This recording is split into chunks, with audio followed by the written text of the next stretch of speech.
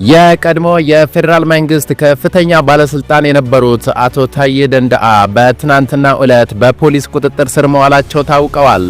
የሰላም ሚኒስትር ዴኤታ የነበሩት አቶ ታዬ ደንደአ ባለፈው ዓመት ከስልጣናቸው ተነስተው ለረጅም ጊዜ በእስር ላይ ከቆዩ በኋላ በዋስትና ተለቀው ጉዳያቸውን ከውጭ ሲከታተሉ ቆይተዋል።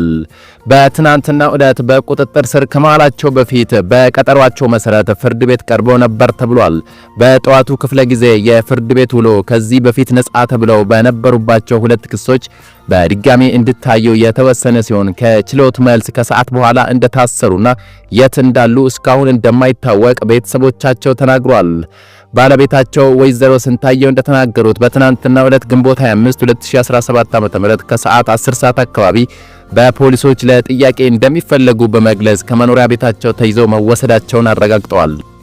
ባለቤታቸው እንደተናገሩት ወደ 10 የሚሆኑ የጸጥታ ኃይሎች የታጠቁ እንደነበሩ ጠቅሰው ወደ ቤት በመግባት ባለቤታቸውን ይዘው እንደወጡና በዚህ ጊዜም የኦሮሚያ ክልል ምክር ቤት አባል መሆናቸውንና የሕዝብ ተወካይ መሆናቸውን በተደጋጋሚ ሲናገሩ ነበር ተብሏል።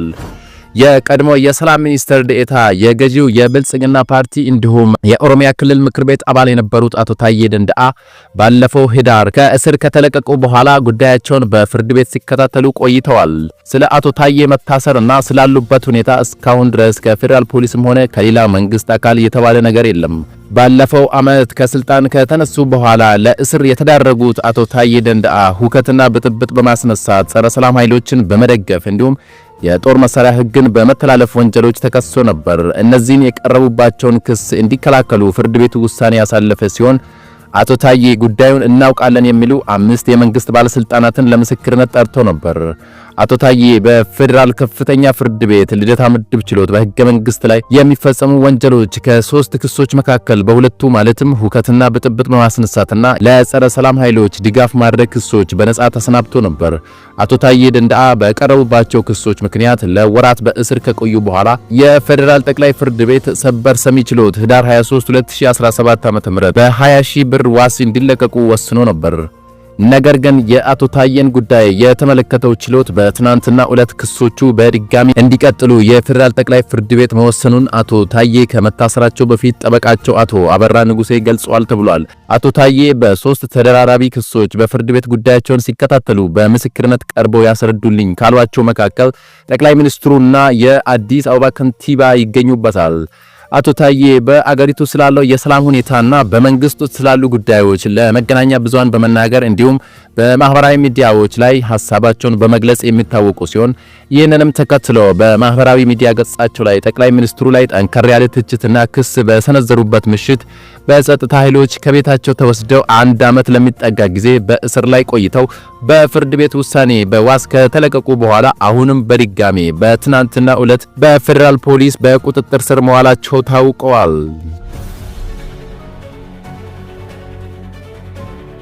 ወደ ውጪ መረጃ ይሳልፍ። በትናንትና ዕለት ከወደ ሩሲያ መላው ዓለምን ያስደነገጠና ግራ ያጋባ ነገር ተሰምቷል። ከዓለማችን ሀያላን ሀገራት መካከል አንዷ የሆነችውና በኑክሌር ጦር መሳሪያ ማንም የማይስተካከላት ሩሲያ በሁለቱ ሀገራት መካከል ጦርነቱ ከተጀመረ ወዲህ እንደዚህ አይነት ጥቃት ታስቦም ይሁን ተፈጽሞባት አያውቅም። ነገር ግን በትናንትና ዕለት በሩሲያ አየር ኃይል በሩሲያ ቦምብ ጣይ ጀቶች ላይ የተፈጸመው ጥቃት ሩሲያውያንን ብቻ ሳይሆን መላው ዓለምን በድንጋጤ ኩም አድርጓል። ለ1 ዓመት ተኩል ያክል ሲወጥኑና ሲዘጋጁበት የነበረው ይህ በሩሲያ ላይ የተደረገው ኦፕሬሽን ስያሜው የሸረሪት ድር ወይም ደግሞ ስፓይደር ዌብ የሚባል ሲሆን ጠንካራ የተባለውን የሩሲያን የደህንነት ተቋማት አልፈው ወደ ሀገሪቱ ዘልቆ በመግባት ከ40 በላይ የሚሆኑ ጀቶችን በቆሙበት ዶግ አመድ አድርገዋል። የዩክሬኑ ፕሬዝዳንት ቮሎዲሚር ዜሌንስኪ በጥቃቱ 117 ሰው አልባ አውሮፕላኖች ጥቅም ላይ መዋላቸውን ገልጸው 34 በመቶ የሩሲያ ስትራቴጂክ ክሩዝ ሚሳኤል ተሸካሚዎችን መምታታቸውን ተናግረው የዩክሬን ደህንነት ተቋም ጥቃቱን ለመፈጸም ለ1 ዓመት ከግማሽ ያህል ሲያቅድ መቆየቱንም ገልጸዋል። ይህ ከባድ የሆነ ጥቃት የተፈጸመው የሩሲያና የዩክሬን ተደራዳሪዎች ለሁለተኛ ዙር ድርድር ቱርክ ኢስታንቡል ከመገናኘታቸው በፊት ሲሆን በሁለተኛ ዙር ድርድር ውጤት ይመጣል ተብሎ እንደማይገመት የድርድሩ ታዛቢዎች ተናግረዋል ተብሏል። የሩሲያ ብሔራዊ መገናኛ ብዙሃን በበኩሉ የአገሪቱ የደህንነት መስሪያ ቤት እንዳስታወቀው ሩሲያ በአምስት ግዛቶቿ ላይ የሽብር ተግባር መፈጸሙንና በአገሪቱ ምስራቃዊ ክፍል ታቅዶ የነበረን ሌላ ጥቃት ሁለት ግለሰቦች በባቡር ሐዲድ ላይ ጥቃት ለመፈጸም ሲንቀሳቀሱ በቁጥጥር ስር መዋላቸውን ዘግቧል። የዩክሬን የደህንነት ተቋም በበኩሉ እንደተናገረው በሩሲያ ላይ የተፈጸመው ጥቃት እጅግ አስደናቂ ኦፕሬሽን ነው በማለት ወደ ሩሲያ አየር ኃይል የጦር ሰፈር አቅራቢያ በስውር በተጠጉ ከርቀት ቁጥጥር በሚደረግባቸውና በትክክለኛ ሰዓት ኢላማቸውን እንዲመቱ በተደረጉ ድሮኖች መሆኑን ተናግሯል። እንደ ዩክሬን የደህንነት መስሪያ ቤት መረጃ ምንጮች ከሆነ መጀመሪያ ሰው አልባ አውሮፕላኖቹ በድብቅ ወደ ሩሲያ ገብተዋል። ከዚያም በእንጨት ሳጥን ውስጥ ተደርገው በጭነት መኪኖች ወደ አየር ኃይል ሰፈሮች እንዲጠጉ መደረጋቸውና በትክክለኛው ጊዜ ጣሪያዎቹ በርቀት ተከፍቶ ድሮኖቹ የሩሲያ ጀቶችን መደብደብ መጀመራቸውን ገልጸዋል። የዩክሬን ፕሬዝዳንት ዜሌንስኪ በጣም የሚያስደንቅ ነገር ነው፣ ይህንን በይፋ መናገር እንችላለን። በሩሲያ ግዛት ውስጥ የኛ ኦፕሬሽን ቢሮ በአንዱ ከሩሲያ የደህንነት ቢሮ አጠገብ ይገኛል ማለታቸው መነጋገሪያ ሆኗል። የዩክሬን የደህንነት መስሪያ ቤት እንደተናገሩት 4 የሩሲያ የአየር ኃይል ጦር ሰፈሮች ላይ ጥቃት እንደደረሰባቸው ተናግረው ሁለቱ በሺዎች ኪሎሜትሮች ከዩክሬን የራቁ ናቸው ብለዋል።